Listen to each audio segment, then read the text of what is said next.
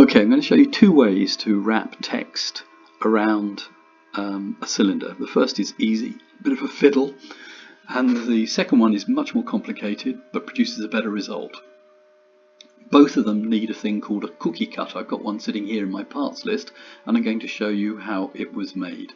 So we go back to basic shapes, and since I'm going to wrap the text around an 80mm diameter cylinder, I need this component to be a bit bigger. I need it to be 84 by 84, and the reason for that is that being that diameter, the end cookie cutter will trim things to be 2mm bigger than the cylinder on which we put the writing.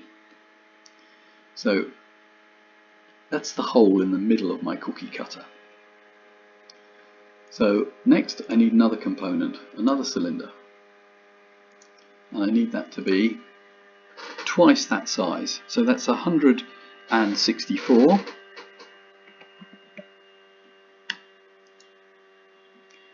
by 164. Whoops, didn't take it. 164. There we go.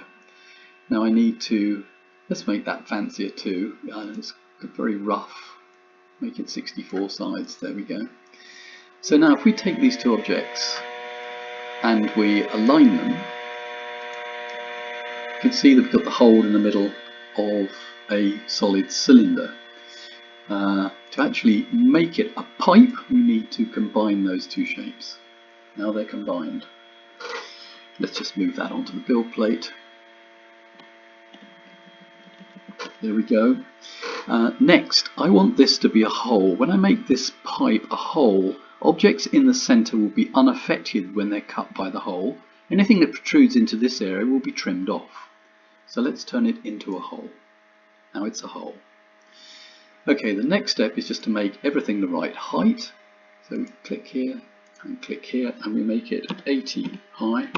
So now we've got a cookie cutter that's 80 high with an 84mm diameter hole in the center. Now, the next trick is to do this thing, which is to save this as a part. So click on it, select it, go over to the Tinkercad basic shapes, click the down arrow, scroll all the way to the bottom, you see part collection. Now, I've already got a cookie cutter there, but let's save this one. So we do create part.